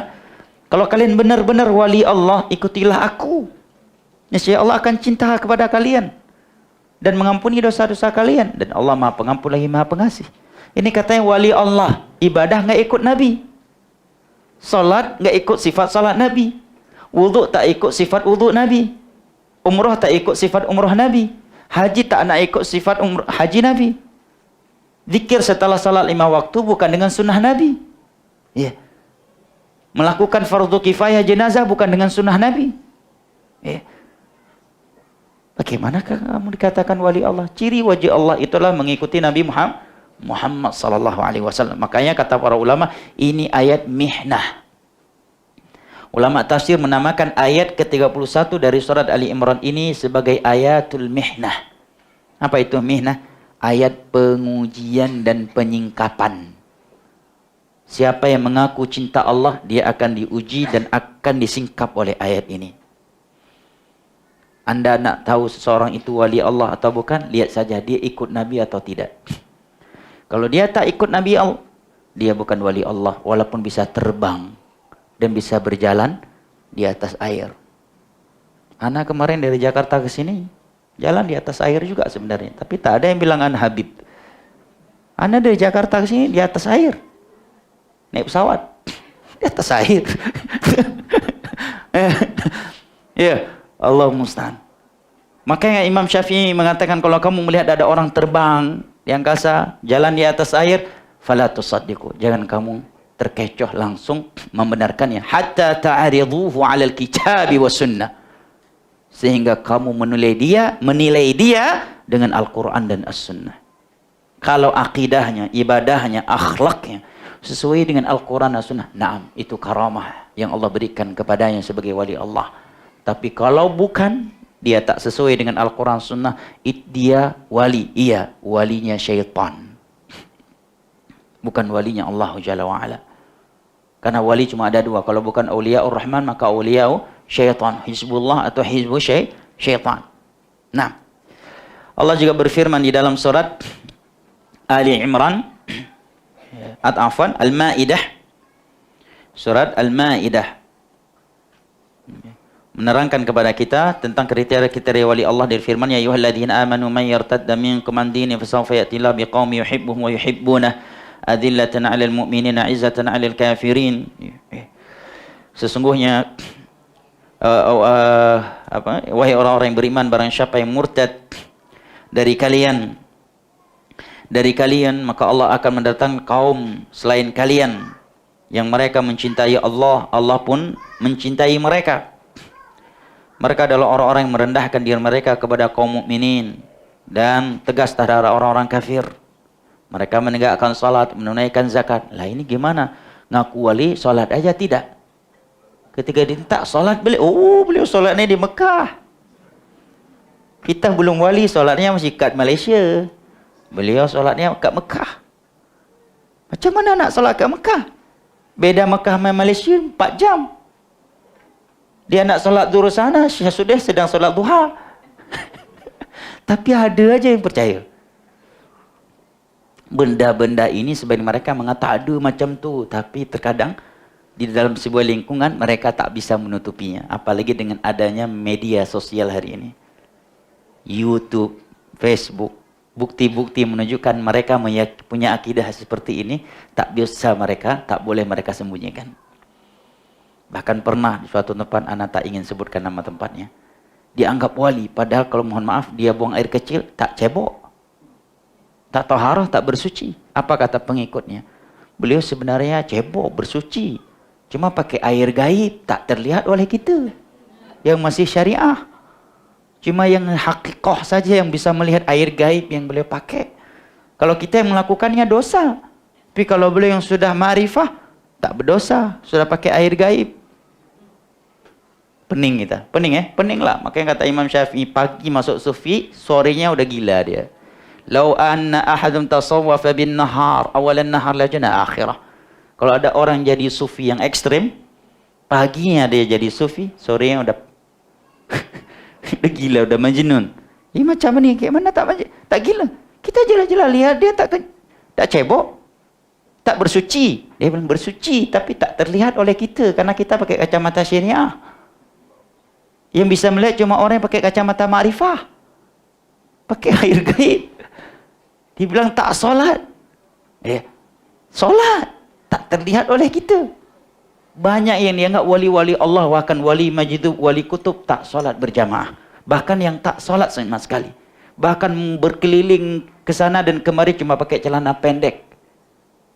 Tak tutup badan, tak tutup paha, tak solat. Orangnya di masjid solat, dia masuk cuma keliling-keliling masjid ngerokok. Dianggap wali majidub. Ya. Kata mereka, beliau gila karena mengingat Allah. Ya, saking berzikirnya beliau kepada Allah, beliau sampai gila karena cinta kepada Allah. Ngeri juga nih. Cinta kepada Allah membuahkan gila. Padahal zikir itu membuahkan ketenangan jiwa. Tapi di ajaran sufi, karena banyak ingat Allah, jadi gila. Berarti, ya, gila buah dari zikir, padahal buah dari zikir ketenangan dan ketenteraman. Ala bi dzikrillahi tatma'innul qulub. Tenang, tentram juga. Para sahabat enggak ada yang jatuh gila gara-gara berzikir. Ini saking jadi wali, makin tinggi kewaliannya semakin gila. Semenjak kapan? Tanda dari tanda wali Allah ada lagi gila. Orang gila jangankan jadi wali ini, Allah jadi wali nikah aja tak boleh. Jadi wali nikah aja tak sah. Apalagi nak jadi wali Allah, wali majidub, wali kutub, dia tak berdosa. Semua pelanggaran agama yang dia lakukan tak berdosa karena majnun. Ya. Sebagian mereka berdalil dengan firman Allah, wa'budu rabbaka hatta ya'tiyakal yaqin. Beribadahlah engkau kepada Rabbmu sehingga al-yaqin telah datang kepadamu. Nah, beliau sudah sampai di martabat itu, maka tak lagi berlaku perintah dan larangan. Kalau kita mah belum yakin, iya. Benar ayat mengatakan kalau kamu udah yakin tak perlu ibadah lagi. Tetapi al-yakin di ayat itu maksudnya kematian. Selama kamu masih hidup, wajib sholat, puasa, haji, ya, zakat. Kalau sudah mati, tak wajib lagi karena sudah masuk ke alam pembalasan, bukan alam ibadah. Ini menandakan pentingnya belajar tafsir dengan para salaf. Karena semua ulama tafsir mengatakan al-yaqin di ayat ini adalah kematian. Sebagaimana firman Allah dalam surat Al-Mudaththir, "Ma salakakum fi saqar? Qalu lam naku minal musallin wa kunna nakhudhu ma'al khaidin wa kunna nukadzibu biyaumiddin." Ketika penduduk syurga bertanya, kenapa kalian berada dalam neraka sakar? Penduduk neraka, kami dulu nggak sholat. Nggak sholat masuk neraka. Ini ajaran sufi, nggak sholat jadi wali. Mantap sangat. Ya? Nak jadi wali? Tak usah sholat 5 waktu. Ini penduduk neraka makan lam naku minal musallin. Kami dulu nggak sholat. Wa kunna nakhudhu ma'al khaidin. Dan dulunya kami suka berada bersama orang-orang yang melanggar agama Allah, memperolok-olok agama Allah. Wa kunna nukadzibu biyaumiddin. Dan dahulunya kami mendustakan hari kiamat. Hatta atana al-yaqin, sehingga kematian datang kepada kami. Al-yaqin ini kematian. Kau diartikan ma'rifah. Maka kata beliau tentang wali-wali Allah, kriteria mereka dan perbezaan mereka dengan orang-orang munafik, fajir yang mengaku wali Allah atau dianggap wali Allah, sangat jelas penjelasannya dalam Al-Quran dan As-Sunnah. Di dalam surat Yunus, Allah Jalla wa'ala berfirman di ayat ke-62 dan 63 yang disebutkan, ya. Ala inna awliya Allahi la khawfun alaihim wa la hum yahzanun alladzina amanu wa kanu yattaqun. Ketahuilah sesungguhnya wali-wali Allah itu mereka tidak memiliki rasa takut dan tidak akan mengalami rasa sedih. Maksudnya mereka ketika datang malaikat maut mencabut nyawa mereka, mereka akan dikatakan oleh para malaikat, kamu tak usah takut terhadap apa yang akan menimpamu setelah ini, dan kamu tak usah bersedih terhadap terhadap apa yang telah kamu lalui di dunia ini. Semana dengan ayat ini firman Allah di dalam surat Fussilat, innal ladzina qalu rabbuna Allahu tsumma istaqamu tatanazzalu alaihimul malaikatu alla takhafu wa la tahzanu wa abshiru bil jannati allati kuntum tu'adun. Mereka yang istiqamah di atas agama Allah, akan ada malaikat-malaikat Allah yang turun silih berganti mengatakan kepadanya, jangan takut dan jangan bersedih, tetapi berbahagialah dengan syurga yang pernah dijanjikan kepadamu. Ya, kalau kita buka kitab-kitab tafsir, maksudnya di saat sakaratul maut, malaikat akan datang menjaga, menghiburnya, ya, duduk di sebelah kanan kirinya, mengatakan kamu tidak usah takut, tak usah bersedih, tetapi berbahagialah dengan syurga yang pernah dijanjikan. Siapakah wali-wali Allah yang bisa terbang, berjalan di atas air, membuat harimau di depannya tak bergerak? Katanya begitu ada beliau Habib pulang datang, ya harimau langsung tak, ya patung harimau macam mana tak gerak? Coba harimau asli diterkam beliau. Patung harimau macam mana nak gerak? Allah musta'an, ya. Allah mengatakan alladzina amanu wa kanu yattaqun, yaitu mereka yang beriman dan bertakwa. Itulah wali Allah. Siapa yang beriman dan bertakwa? Nak jadi wali Allah, beriman dan bertakwa. Tak harus jadi orang gila dulu baru jadi wali Allah. Enak kan ajaran sunnah, ingin jadi wali Allah, beriman dan bertakwa. Tapi di ajaran sebelah, nak jadi wali Allah, jadi gila dulu antum. Nak jadi wali Allah harus bisa terbang. Nak jadi wali Allah harus bisa berjalan di atas air. Nak jadi wali Allah harus bisa membuat harimau seketika berhenti, tak mau bergerak karena takut kepada antum. Susah jadi wali Allah di ajaran sebelah. Kalau antum ikut sunnah, ingin jadi Allah, simple je, beriman kepada Allah dan bertakwa kepadanya. Siapa yang mengatakannya? Allah. Alladzina amanu wa kanu yattaqun. Maka kata Syekhul Islam, man kana lillahi mu'minan taqiyya kana lillahi waliyya.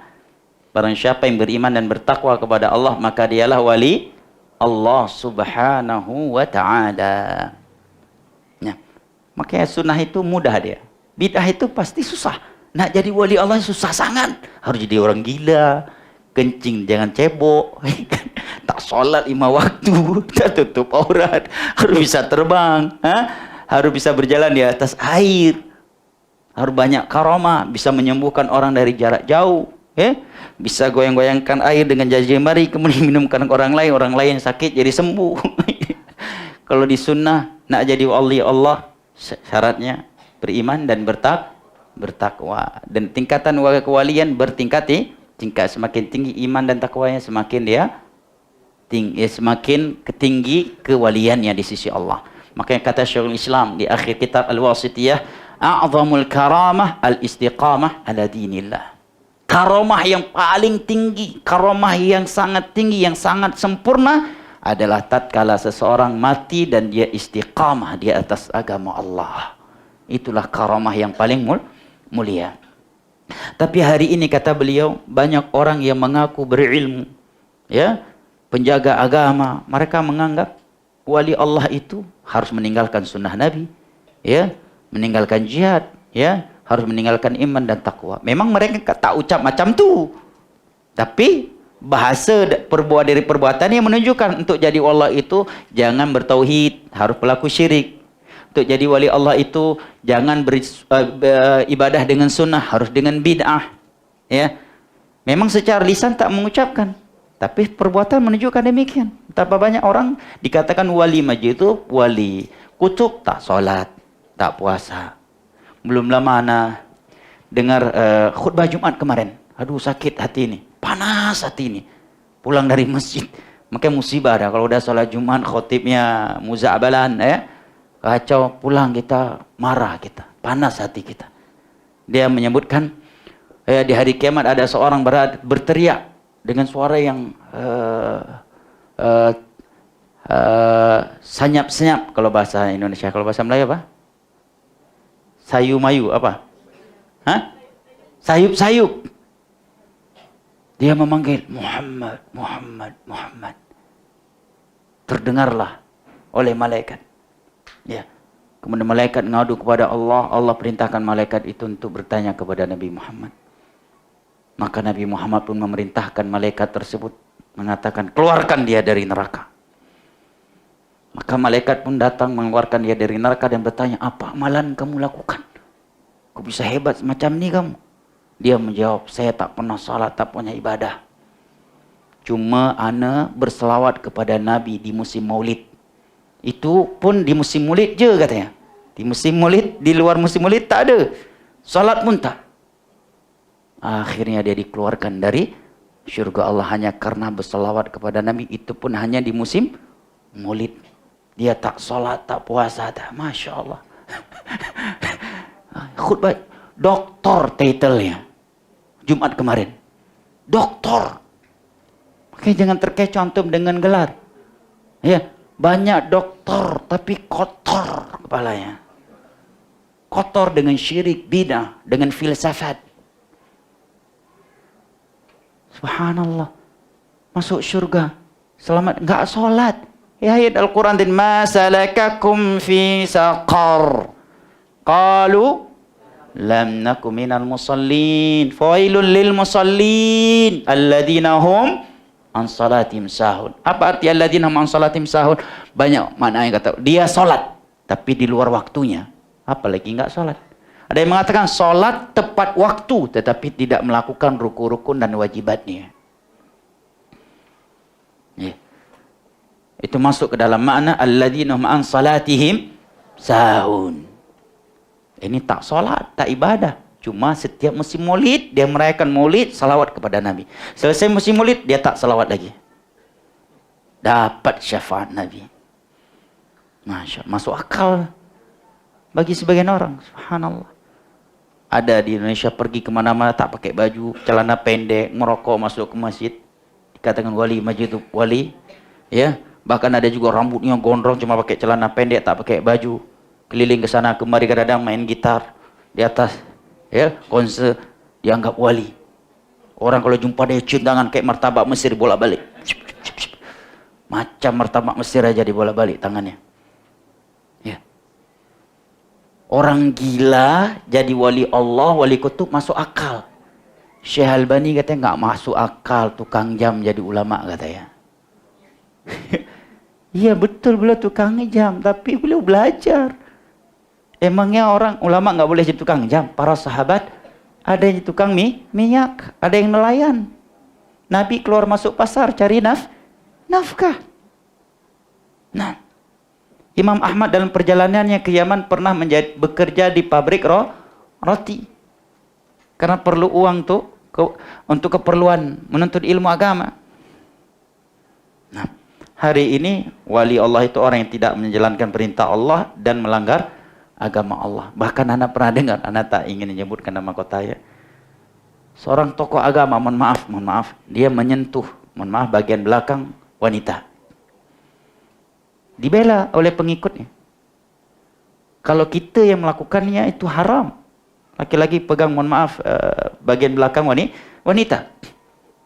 Tapi kalau beliau melakukannya, bisa jadi saat itu beliau sedang menegakkan al-amru bil ma'ruf wa nahyi 'anil munkar, namun tak terlihat oleh kita, katanya. Makanya tak terkejut kita di banyak pesantren bahasa sini ya, pondok, banyak sangat santriwati kehormatannya dilecehkan oleh guru agamanya. Sebagian mereka didoktrin supaya semakin suci rahim kamu. Tak jarang dia karena ideologi. Banyak sekali kasus di Indonesia, banyak sekali kasus itu. Bulan ini aja udah berapa kasusnya, santriwati disetubuhi oleh ustadznya, oleh kiainya, oleh guru agamanya, oleh tuan gurunya, oleh buyanya, karena doktrin agama. Itu nggak terjadi di pondok sunnah. Kalaupun terjadi karena lost control, karena dalam agama dakwah sunnah ya udah mengatakan berjabat tangan dengan lawan jenis yang bukan mahram tak boleh, ya kan? Atau ustadz tiap hari ngajar santriwati udah dewasa tanpa hijab tiap hari, sementara dia mampu buat hijab. Kecuali dalam kondisi kajian umum atau di luar masjid itu lain cerita. Ini tiap hari duduk depan santriwati tak pakai hijab. Mungkin dia tak terfitnah. Sementara Nabi mengatakan fitnah wanita adalah fitnah yang paling dahsyat untuk kaum laki-laki. Nah, ustaz bisa rontok jenggotnya karena fitnah wanita. Ini ada kiai, ustaz, buya, tuan guru tiap hari sama santriwatinya. Di atas dalam bilik belajar. Mungkin dia tak punya syahwat. Makanya di pondok-pondok akidah yang rusak, terjadi perzinaan antara guru dengan santriwati, ya. Na'udzubillah, bahkan sebagian guru LGBT tidak dikeluarkan. Na'udzubillah min dzalik. Tahu LGBT sama ya? LGBT, ya. Enggak dikeluarkan kecuali kalau udah dituntut sama pihak wali murid baru dikeluarkan. Nasallallahu alaihi wasallam. Nah, baik, persis yang Syekh sebutkan. Makanya orang banyak sangat marah ke Syekh karena Syekh Abdul Wahab menjelaskan yang seperti ini untuk menyelamatkan kaum muslim. Maka kenapa Syekh Abdul Wahab yang selalu jadi sasaran? Karena kitab-kitab Syekh Abdul Wahab benar-benar fokus dalam masalah ini. Dan ini fakta di lapangan. Ya. Bahkan di salah satu pulau di Malaysia, pas sana turun ke Sabah atau Sandakan waktu itu, ada tokoh agama di Sandakan atau Sabah waktu itu, ngaku dia pernah meminum darahnya Rasulullah. Sempat viral kan? Di Malaysia kan? Betul kan? Gimana tuh meminum darah Rasulullah? Nabi udah wafat lebih dari 1400 tahun yang lalu. Dia baru muncul kemarin. Minum darah Rasulullah. Gimana? Tapi bahasa-bahasa sebenarnya tak ada yang mengingkarinya. Hah? Mana ustaz-ustaz yang selalu mengingkari bab fikih terhadap ustaz-ustaz sunnah, fikih keliru dianggap langsung dibahas. Ini syirik, jelas-jelas syirik. Mana? Kok pada diam? Yang terakhir dari kita. Ini yang terakhir. Dan biasanya kalau dalam kuliah kajian Ustadz sudah ucap yang terakhir, yang ngantuk langsung segar biasa. Langsung bangun ya kan? Yang terakhir ini, padahal yang terakhir ini perlu penjelasan 1 jam lagi. Taklah ya.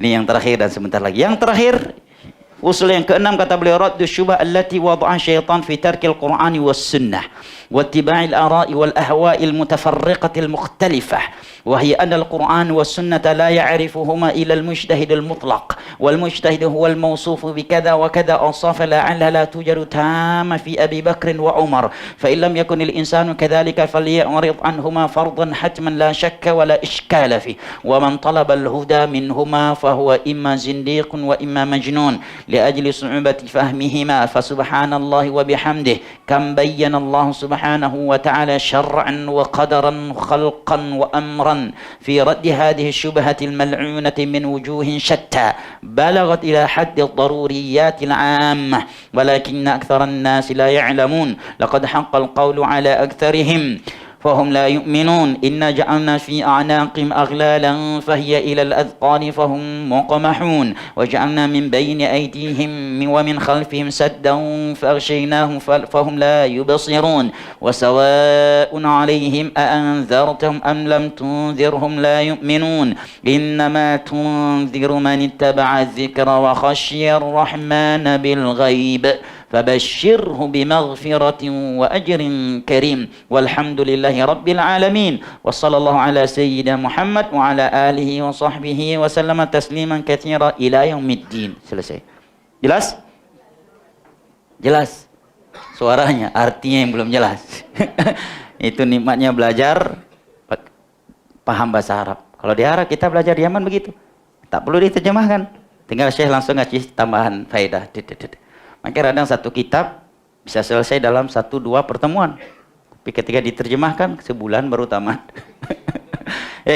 Kata beliau, Al-Quran dan As-Sunnah telah membantah syubhat yang dibuat oleh syaitan. Syaitan di sini mencakup syaitan dari kalangan jin dan syaitan dari kalangan manusia. Karena syaitan ada 2, syaitan al-insi wal jin.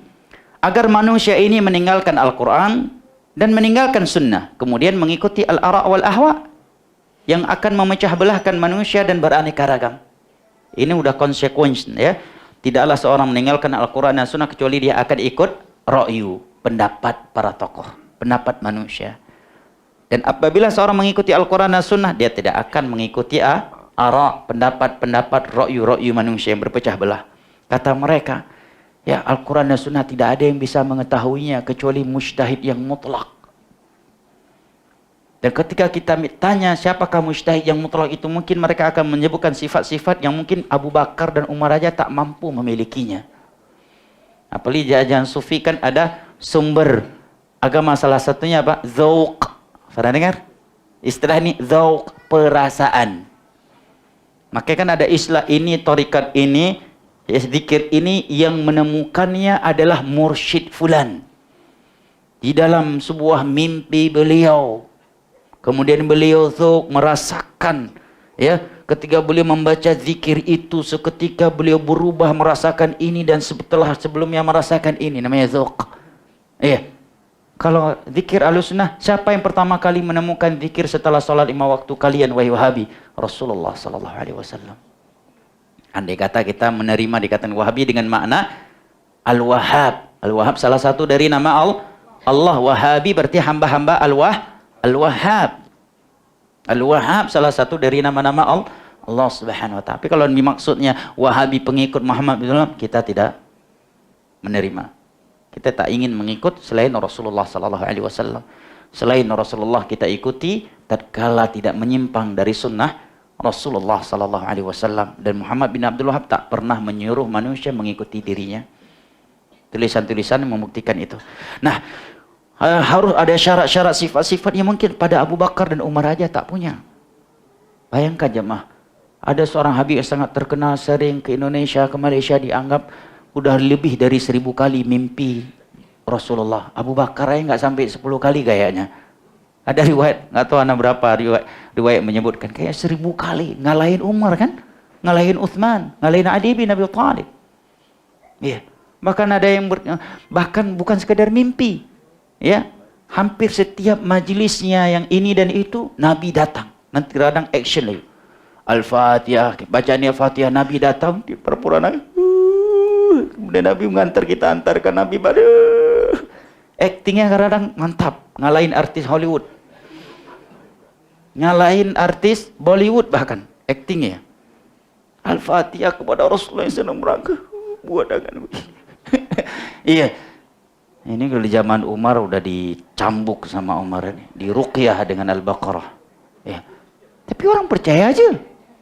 Ya. Al-Quran dan Sunnah tak boleh. Tak boleh antum awam, tak boleh langsung baca Al-Quran dan Sunnah.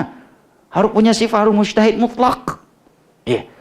Kamu bisa gila nanti langsung baca Al-Quran dan Sunnah. Ini sering kita dengar. Bahkan sebagian mereka ngapain ngafal Al-Quran? Kamu jadi gila nanti. Hafal Al-Quran tak disuruh ngafal kitab kuning, Arab Melayu. Boleh. Pertandingan musabaqah baca Arab Melayu. Gimana? Udah Arab Melayu lagi. Iya. Hafal Al-Quran tak dianjurkan. Itu diajaran di bagian mereka. Ana mendengar langsung beberapa cara masih ada di YouTube. Beberapa tokoh agama yang dianggap ulama. Dia mengkerdilkan, meremehkan, merendahkan orang-orang yang menghafal Al-Quran. Lebih lagi penting menghafal kitab kuning katanya. Allahul musta'an. Mereka juga jangan langsung berdalil dengan Al-Quran. Nanti gila kamu. Harus lewat ulama. Ya, kita percayakan ke ulama. Apa yang mereka anjurkan pasti ada dalilnya. Mereka udah pakai mimpi, pakai dalil, pakai dzauq. Udah amalkan saja. Padahal Al-Quran hudan lil muttaqin. Ya kan? Tibyana likulli syai', menjelaskan segala sesuatu. Kata Abdullah bin Abbas, isi Al-Quran ada yang semua orang tahu, yang awamnya dan ulamanya, yaitu perintah dan larangan, dan terkhusus bab tauhid dan syirik. Ya. Semua orang boleh tahu.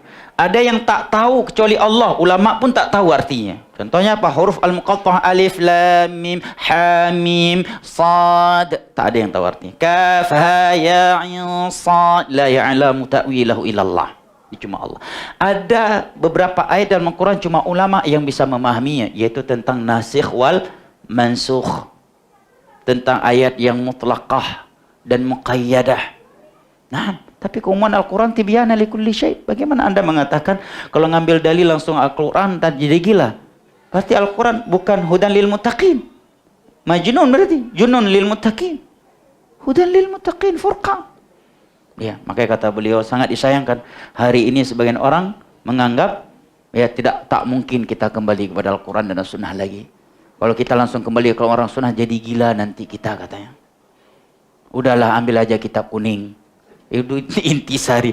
Anda pernah dengar rincian Bajuri, nah ini intisari dari kitab ini intisari dari kitab ini, intisari dari kitab ini intisari kitab ini, intisari dari kitab Al-Imam Syafi'i. Maka kita tak baca lagi kitab Al-Imam Syafi'i. Kita padahal dia tak boleh baca, tak paham bahasa Arab. Bahasa Imam Syafi'i tinggi sangat. Tapi orang yang belajar bahasa Arab pasti boleh baca. Kita di Yaman belajar kitab Risalah Imam Syafi'i. Ya.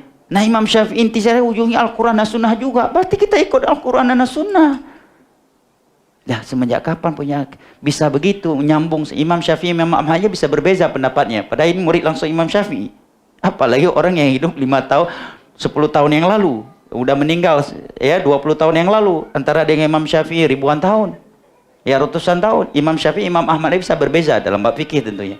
Imam Malik gurunya Imam Syafi'i bisa berbeza dalam bab fikih, menunjukkan nggak mungkin di ini tisari dari ini dari ini, Ibnu Hajar ke ini Nawawi ujung-ujung Imam Syafi'i ujung-ujungnya Rasulullah juga. Artinya kita ikut Al-Quran. Ini pembodohan. Karena tak sanggup berikan dalil, tak sanggup ilmiah, masyarakat dibodoh-bodohin. Makanya sebagian orang takut orang ikut dakwah sunnah. Karena orang kalau udah ikut dakwah sunnah ilmiah dia. Jangankan orang lain, ustadznya ngomong, orang sunnah ini nggak terima, nggak akan dengar kalau nggak ada dalilnya. Syekh Fauzan, Syekh Albani, Syekh Fauzan masih hidup misalnya. Andai kata beliau berkata, sesuatu dalam agama kita tak nak ikut kalau tak ada dalilnya. Ya. Dan ulama kita sendiri yang mendidik kita untuk tak ikut mereka. Ya, dan tak fanatik kepada mereka. Dan mereka yang mendidik prinsip ini kepada kita. Makanya orang takut kalau dakwah sunnah tersebar. Hilang banyak proyek. Proyek ngaji di atas kuburan 7 hari 7 malam. Itu kalau di Aceh bisa $1.000. bayarnya. Bisa sampai $1.500. Kalau dirupiahkan ya, ada yang 10 juta, ada yang 15 juta, ada yang sampai 30 juta rupiah bayarnya. Ya, Anda mau beli mobil kereta baru, rumah baru, pesijuk dulu, bayar ke Pak Ustadznya. Pesijuk itu ya lemparkan air dengan daun setelah baca-bacaan biar berkah rumahnya. Orang kalau udah ikut sunnah kan nggak bisa ditarik ke sana kemari. Kayak umroh, lihat tuh orang nggak ikut sunnah, kasihan.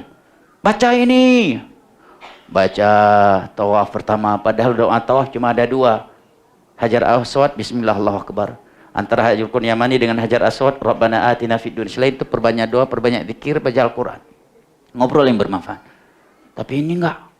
Ya, begitu juga sa'i, bahkan ada yang kasidahan lagi di sana. Baca, nyanyi lagu kasidahan. Tapi orang sunnah lihat ketika tenang, tawaf, sa'i, tenang. Nah, banyak orang tak suka kalau kaum muslimin ikut dakwah sunnah. Karena kaum muslim kalau dia ikut dakwah sunnah, dia bakal berprinsip. Tak bisa ditarik ke kanan kiri. Tak ada yang bisa menarik dia kecuali Al-Quran dan As-Sunnah ala fahmi salafil ummah. Mereka tak bergerak kecuali di depannya Al-Quran dan As-Sunnah ala fahmi salafil ummah. Ustadznya bisa ditinggalin oleh jamaah salafin kalau ustadznya bertentangan dengan Al-Quran dan As-Sunnah. Syekh kita tinggalkan kalau bertentangan dengan Al-Quran dan As-Sunnah. Ini didikan dari ulama kita dari masa ke masa. Nah, wallahu taala alam bisawab, kita cukupkan sampai di sini. Lebih dan kurang ya ana mohon maaf karena waktu yang sudah habis. Namun sebelum kita tutup, ana ingin bertanya dengan beberapa pertanyaan. Masih ada sisa beberapa amanah dari kawan. Ada 4 lembar lagi ini. Ya, baik. Tolong sebutkan usul yang kedua. Antum belum dapat ya? Nah, usul yang kedua apa? Ana tahu senyum itu sedekah, tapi nanti senyumnya kalau antum sudah boleh jawab. Usul yang kedua, atau sebutkan salah satu dari 6 usul yang kita pelajari hari ini.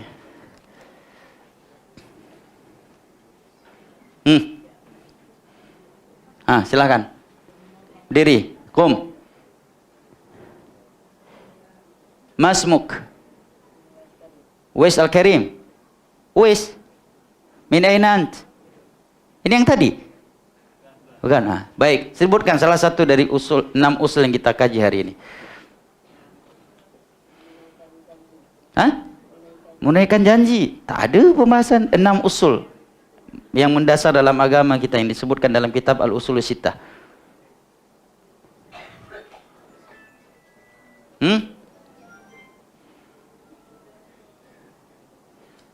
Salah satu dari 6 perkara mendasar yang disebutkan dalam kitab ini apa? Bantu beliau. Apa? Kawan kan? Bantu, coba sebutkan. Apa? Salah satu dari 6 pokok. Ayo, sebutkan. Apa? Bisa? Bisa? Ayo, berdiri kalau bisa. Antum nggak boleh jawab, berdiri lagi yang lain. Sampai semua yang berdiri, tak ada yang duduk-duduk nanti kalau tak ada yang boleh jawab. Coba bantu. Apa salah satu dari 6 usul yang boleh sebutkan? Apa?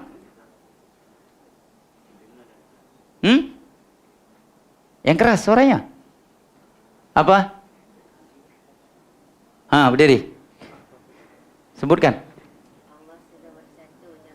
Allah memerintahkan kita untuk bersatu dan tidak jangan pecah. Bagi bertiga nih berarti. Ajak makan cane sama-sama nanti.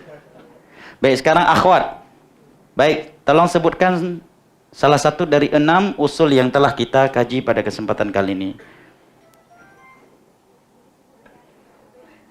Silahkan. Dengan siapa namanya? Siapa? Ibu siapa? Ibu Jamilah. Ya. Silahkan, nggak mesti makcik ya. Yang Kak Arus boleh, yang masih kecil-kecil juga boleh jawab. Silahkan Bu. Siapa tadi namanya? Jamilah. Dalila. Silakan Makcik Jalila.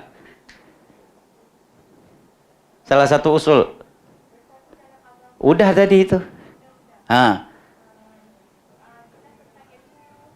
Ahsan. Al-Quran dan As-Sunnah telah menjelaskan tentang ilmu para ulama dan yang bukan ulama namun menyerupai mereka. Tapi banyak yang tak boleh paham. Ahsan. Antum antar. Masya Allah banyak pahala yang bagian antar. Bagikan yang ke Makcik Dalila. Barakallahu fiik. Baik ikhwan. Berarti sisa berapa? Kamu udah disebutkan 2 tadi kan? Sisa 4 lagi. Yang pertama udah tadi ikhlas. Sisa 3 lagi. Silahkan ikhwah. Yang belakang. Berdiri. Qum. Ahsan. Wajib taat kepada pemimpin walaupun dia zalim dan nepotisme selama bukan dalam bab maksiat, mendoakan dia, mengkritik dia secara diam-diam, memberikan nasihat secara diam. Ahsan. Allah barakallahu fik. Sisa 1 lagi buat akhwat. Silahkan. Usul berikutnya. Siapa namanya? Azizah. Silahkan. Al-Quran telah membantah syubhat yang dibuat oleh syaitan. Apa syubhatnya? Ahsan. Agar manusia meninggalkan Al-Quran dan As-Sunnah dengan alasan nggak ada yang mampu mengambil hukum ya dari Al-Quran. Kalau kamu langsung baca Al-Quran dan memahaminya sendiri, nanti kamu akan gila, zindik dan sebagainya. Masya Allah. Antum bentar lagi. Makcik siapa tadi namanya? Aziza. Bagikan ke Makcik Aziza. Barakallah. Oh baik.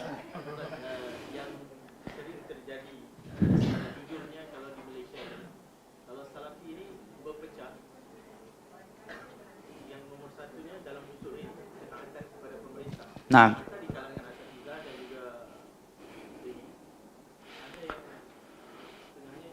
Baik, pertanyaan yang bagus. Ada sebagian orang yang dikatakan atau mengaku salafiyin, tapi berbeza dalam usul yang Syekh sebutkan tadi tentang wajib taat kepada pemimpin walaupun zalim, tidak boleh mencelanya, tetapi menasihatinya secara diam-diam dan menasihatinya. Perbedaan dalam hal ini para ulama tegaskan, itu bukan antara salafiyin dengan salafiyin, tetapi antara salafin dan khawarij. Walaupun dia menamakan dirinya salafin, dia khawarij, kata Syekh Saleh Fauzan. Ya, yang bisa menjadi hakim antara kita, kitab-kitab akidah yang ditulis oleh para ulama. Maka semua kitab akidah membahas usul ini. Oleh karena usul ini tak dibahas dalam bab fikih, dibahas oleh para ulama dalam bab akidah. Imam Ahmad dalam kitabnya Usulus Sunnah, prinsip-prinsip sunnah. Ya, Imam Bukhari membahas ini juga dalam akidah 4 imam madhab. Imam Al-Ajuri dalam kitabnya Syariah. Dalam kitab-kitab akidah ini untuk menerangkan ini bab prinsip, ini bab akidah. Ini perbedaan akidah, bukan perbedaan yang muktabar. Ya. Ini bab akidah. Dan selalu ketika mereka menyebutkan akidah ini, selalu para ulama menambahkan yang menyelisih akidah ini, Ahlussunnah wal Jamaah dalam bab ini adalah khawarij. Itu vonis dari ulama-ulama salaf, bukan baru 100-200 tahun yang lalu, dari semenjak Imam Ahmad.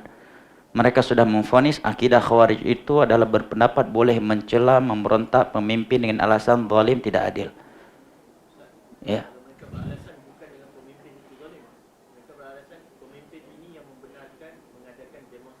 Oke, kalau alasannya pemimpin yang membenarkan, kita ingat sesuatu yang dibenarkan oleh selain Al-Quran dan Sunnah, tetapi Al-Quran Sunnah melarangnya.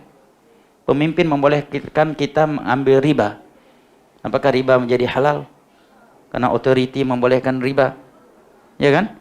Otoriti sekarang membolehkan pacaran, ya.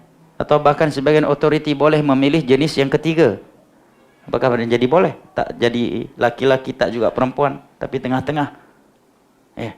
Allah dan Rasulnya sudah menasihati kita untuk tetap taat pemimpin. Nabi juga telah mengatakan, barang siapa yang punya nasihat untuk pemimpinnya, dia ambil tangannya, dia berdoa dengannya, dia sampaikan. Kalau tidak diterima, alhamdulillah. Kalau tak diterima, maka dia telah menunaikan kewajibannya. Yang kedua, ini bukan sekedar terkait otoriti, tetapi jika itu dibuka, maka akan menyebabkan hilangnya nikmat keamanan. Sekarang kita berkumpul dengan jumlah yang ramai sangat. Kumpul cuma main sepeda, itu bisa memudaratkan orang lain di jalan raya, kan? Ya, bisa begaduh. Kita kumpul untuk main bola, kumpul untuk nak main sepeda. Sepeda apa? Basikal, cuma untuk main basikal. Menyebabkan kegaduhan. Bagaimana berkumpul dalam keadaan udah marah kepada otoriti. Mungkin tak terjadi anarkis, tak terjadi sesuatu. Dan para ulama menyebutkan awal mula Uthman terbunuh, awal mulanya adalah kritikan secara terang-terangan, secara terbuka terhadap Uthman bin Affan. Kemudian dengan berjalan waktu berubah menjadi caci makian. Kemudian berujung dengan pembunuhan kepada Uthman. Nah, dan dengan adanya demonstrasi menyebabkan jalan jadi jam, ya kan? Orang yang punya emergency, ya, tak bisa pakai jalan dan sebagainya. Sementara Nabi pernah suatu ketika berangkat jihad dengan para sahabatnya.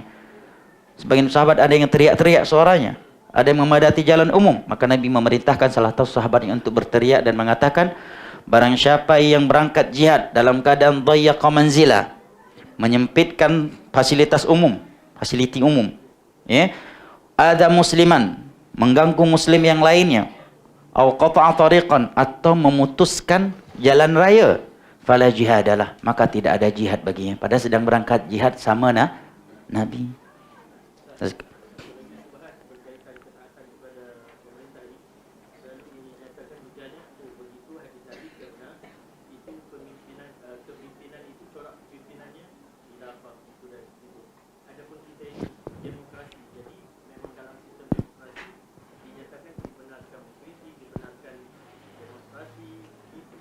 Ya, dalam demokrasi juga dibenarkan suara muslim dengan kafir sama kedudukannya. Apakah di dalam Islam muslim dengan kafir sama kedudukannya? Afana ja'alul muslimina kahal mujrimin. Apakah kami jadikan muslim itu sederajat dengan pelaku-pelaku dosa? Artinya sesuatu yang bertentangan dengan Al-Quran dan Sunnah kita katakan tak boleh. Siapapun yang membolehkannya. Adapun kalau alasan di masa yang dimaksud oleh hadis-hadis Nabi itu yang khilafah, itu abdun habasyi, budak sahaya dari Ethiopia, udah dipastikan bukan khalifah. Kan? Karena khalifah harus bangsa Arab, harus dari suku Quraisy. Ini budak sahaya, udah budak, udah pasti bukan khalifah. Habasyi, dia memberontak. Akhirnya tapi dia berkuasa setelah itu, memberontak tak boleh, tapi kalau sudah resmi menjadi pemimpin harus taat demi menjaga darah dan agar tidak bersambung pertumpahan darah kaum muslimin. Yang memenjarakan Imam Ahmad, apakah khalifah? Bukan. Menjadikan undang-undang negara Al-Quran makhluk. Imam Ahmad dipenjara 4 periode. Ya, Mu'tasim, Ma'mun, Mu'tasim, Al-Wathiq, Al-Mutawakkil. Dan setiap hari ratusan ribu ulama kaum muslimin dan kaum muslimin di depan penjara Imam Ahmad dengan satu pena dan satu lembar kertas, menunggu perintah Imam Ahmad untuk melengsarkan pemerintah. Kalau Imam Ahmad mengatakan lengserkan, semua muslim seluruh dunia siap melakukannya. Tapi Imam Ahmad mengatakan, aku tak ingin demi menyelamatkan diriku, aku tumpahkan darah kalian. Dan itu yang terjadi jamaah. Antum kebayang nggak? Tak ada travelek aja, satu hari travelek tak hidup di Kuala Lumpur. Jadi apa Kuala Lumpur? Hah? Terus kalau terjadi perkumpulan besar, jangankan kumpulan demonstrasi, kita berkumpul basikal aja, kumpul main bola aja, berpotensi gaduh. Macam mana orang berkumpul ratusan ribu dengan hati yang sudah terbakar emosi terhadap otoriti, ditambah lagi ada pihak ketiga nanti yang mengadu domba, yang menamimah, yang memercikkan api, ya. Sehingga ketika sudah terhangus, sudah terjadi pembakaran, pembunuhan, baru pada alasan, oh itu penyusup, bukan kita yang melakukan, tapi anda yang membukakan pintu itu. Kalau itu tak ada, mungkinkah ada penyusup? Kalau demonstrasi tak ada, mungkin ada penyusup. Nah, dengan salahkan Nabi tadi berteriak, barang siapa yang berangkat jihad dengan menyakiti muslim, memutuskan jalan, mematahkan pepohonan, tidak ada jihad baginya. Apalagi yang bukan jihad. Antum bayangkan jamaah, kalau di Mekah Madinah boleh demonstrasi, gimana hidupnya? Antum nak berangkat ke Masjidil Haram tertunda, kenapa? Ada demonstrasi. Nak pulang ke Malaysia tertunda jalan antum, tak boleh masuk Jeddah, sedang ada demonstrasi, pesawat tak tunggu antum. Ini yang diinginkan oleh negeri-negeri kafir yang kuat terhadap negeri-negeri Islam. Makanya yang menyebabkan kita sedih di sebagian negeri kafir, kaum muslimin, ini ucapan beberapa syekh, yang mereka demonstrasi kedutaan muslim. Mereka marah ke Israel, orang Mesir. Tapi yang mereka demonstrasi kedutaan Mesir yang ada di Amerika. Kenapa nggak kedutaan Israel? Yang mereka demonstrasi. Yang mereka demonstrasi kedutaan negerinya sendiri. Kenapa nggak kedutaan Amerika? Ya, yang bersekutu. Dari situ kita mengetahui ini by design. Ada kontra intelijen di balik itu. Ya, ada program mukhabarat, conspiration di balik itu. Terserahlah ada conspiration ataukah tidak, yang terpenting bagi kita tak boleh secara agama. Wallahu taala alam bisawab.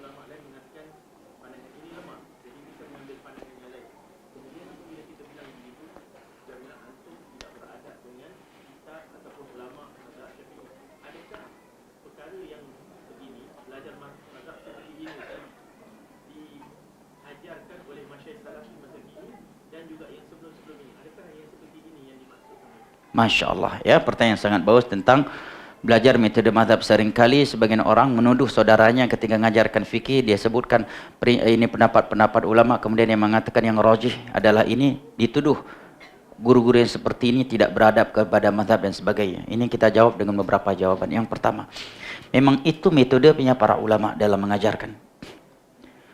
Antum boleh buka muqaddimah tafsir Ibnu Katsir. Setelah beliau menerangkan, seorang pengajar itu harus menerangkan pendapat ulama dalam suatu perkara. Dia sebutkan pendapat ulama dan dalil masing-masing mereka. Kemudian dia sebutkan mana yang kuat menurut pandangannya. Kenapa? Fattaqullaha mastata'tum, la yukallifullahu nafsan illa ma ataha. Allah tidak membebankan suatu jiwa kecuali sesuai dengan apa yang Allah berikan kepadanya. Justru tak boleh dia ini pendapat ini terserah jamaah mengambil yang mana. Bingung jamaah akhirnya. Ya. Dan ini yang kita lihat di majelis para ulama. Apakah Syekh bin Baz, Syekh Utsaimin, Syekh Albani, Syekh Fauzan, yang kita sebutkan nama ini karena mereka di masa kita. Mereka tak paham mazhab. Apakah mereka tak paham mengajarkan fikih? Tidak ada yang macam itu. Tidaklah mereka menyebutkan pendapat mazhab kecuali mereka tegaskan yang rajih adalah ini. Kecuali dalam bab-bab yang sangat kuat perselisihan di antara ulama, sebagai mereka ada yang tawakuf tentang batasan kapan sampai kapan orang itu dikatakan musafir, apakah hanya kalau udah lebih 3 hari atau kembali kepada ini ataukah kembali kepada uruf. Terkadang mereka tawakuf dalam bab-bab seperti itu. Yang ketiga, kita katakan belajar fikih metode mazhab ini salah satu dari metode belajar fikih. Kita mengatakan boleh dan terpuji untuk mendisiplinkan ilmu, tetapi tidak ada ulama yang mengatakan wajib dengan metode mazhab dan tidak boleh dengan selain metode mazhab. Contohnya para ulama ada yang mengajarkan dengan metode Thariqul Muhadditsin. Contohnya Sahih Bukhari. Sebabkan bab wajib ini langsung hadis, ya kan? Umdatul Ahkam, Bulughul Maram, Al-Hafidz Ibnu Hajar Al-Asqalani. Kitabut Taharah langsung dari dalil. Bab wajib wudu, dalil-dalilnya. Tidak boleh sebutkan aqwal ulama kecuali disyarah hadis-hadis tersebut oleh para ulama yang mensyarahnya. Yang berikutnya, para ulama menyebutkan bahwa prinsip Ahlussunnah wal Jamaah dalam bab mazhab fikih, tentunya bukan bab akidah, mereka selalu bersikap pertengahan. Mereka mengajarkan fikih metode mazhab, kita belajar fikih Hambali, fikih Muqarran, ya, fikih Syafi'i, bahkan fikih Al-Muqaran. Nah, tetapi mereka sikapnya pertengahan, tidak fanatik buta, tidak juga merendahkan mazhab tersebut seperti yang dilakukan oleh Ibnu Hazm terhadap mazhab Maliki. Tetapi menuntun mereka mana yang lebih kuat menurut dia sesuai dengan kemampuan yang Allah berikan. Kalau dikatakan nggak boleh ikut metode tarjih dalil, dibantah oleh sebagian ulama. Anda tidak membolehkan orang mentarjih adillah antara dalil, tetapi Anda mentarjih di antara madhab. Anda juga mentarjih sebenarnya. Anda juga ikut metode tarjih. Sekarang sebagian orang ketika ngajar fikih Syafi'i, dia anjurkan ini madhab Syafi'i. Berarti kan dia telah mentarjihkan madhab tersebut di antara madhab Maliki, Hambali, Hanafi. Mentarjih di antara madhab boleh. Tapi melakukan tarjih antara dalil tak boleh. Ya. Yang kedua, tarjih di antara adillah ini jauh lebih mudah daripada tarjih di antara madhab. Berikutnya, dalam bab suatu fikih, terkadang pendapat ulama madhab sendiri terkadang berbeda-beda. Jangankan dengan madhab yang lain, terkadang sebuah permasalahan. Dalam madhab Syafi'i, itu ada sekian pendapat dalam madhab Syafi'i. Bahkan kalau disebutkan ini madhab Syafi'i, itu ada 5 atau 6 artinya. Imam Rafi'i. Kerana dikatakan ini madhab Syafi'i, maksudnya pendapat Imam Nawawi. Ini madhab Syafi'i, terkadang maksudnya Imam Syafi'i. Nah, ulama madhab saja terkadang bisa berbeda pendapatnya dalam suatu perkara. Nah, sekarang kita tanyakan kepada dia yang mengatakan tak boleh tarjih. Ikut Syafi'i je, jangan Hambali. Nah, sekarang ulama Syafi'i dalam masalah ini aja berbeda-beda. Bagaimana cara anda menegaskan mana yang kuat dari pendapat ulama Syafi'i ini? Ujung-ujungnya dia tarjih. Kalau dia tarjih Nawawi, berarti nggak beradab dong kepada Rafi'i. Kalau dia mentarjih pendapatnya Rafi'i, berarti tak beradab dong kepada Imam Nawawi. Ya kan? Tarjih di dalam satu mazhab aja ada perbedaan. Sebagaimana Hambali. Terkadang dalam mazhab Hambali ada perbedaan antara ulama Hambali. Ujung-ujungnya tarjih juga dia. Dan dia sendiri sudah mentarjih satu mazhab di atas mazhab yang lain. Tarjih antara mazhab boleh, tarjih antara adilah tak boleh. Tarjih di antara dalil itu jauh lebih mudah daripada tarjih antara mazhab. Kemudian kalau dikatakan orang awam lebih mudah suruh ikut mazhab daripada ikut dalil. Justru sebaliknya, suruh ikut mazhab justru bingung orang awam. Ya, justru bingung. Kenapa? Karena dalam satu mazhab sendiri terkadang ada sekian pendapat. Ada Rafi'i, ada pendapat Nawawi, ada pendapat Imamul Haramain. Ya, ada pendapat Ibnu Hajar, ada pendapat Imam Syafi'i, ada pendapat yang lain lagi. Nah, bagaimana kita suruh ikut orang awam? Ujung-ujungnya dia tarjih juga kan? Makanya dalam Al-Quran untuk orang awam, fas'alu ahla dzikri in kuntum la ta'lamun bil bayyinat. Tanya kalau nggak tahu kepada ulama. Tanya, Ustaz, saya mau wudu, bagaimana cara wudunya? Begini, ini dalilnya. Selesai. Tapi kalau antum sebutkan, Ustaz, macam mana nak wudu ni? Antum nak ikut mana ni? Syafi'i, Hambali, Maliki, Hanafi. Kalau Syafi'i macam ni, kalau Hambali macam ni. Kalau Maliki mana? Pulang dia, aduh, tak usah solat lah, puning awak kata. Ya kan? Lagi sulit. Namun yang kita sayangkan mereka yang detail dalam bab fikih ini, ya, tapi mereka nggak punya perhatian dalam bab akidah. Bab syirik, udah jelas-jelas syirik, bidah, mereka diam 1000 bahasa. Tapi begitu ada ustaz yang dianggap salafi, ustaz sunnah, dianggap walaupun andai kata benar, keliru dalam bab fikih, dalam menukilkan, mereka akan menegakkan hari kiamat untuk membantahnya. Tetapi ketika ada orang berdusta atas nama Nabi, berdusta atas nama agama, mereka diam 1000 bahasa. Ini yang kita lihat dari sebagian orang yang sibuk ngajar fikih madhab hari ini. Walillahil hamdu finna.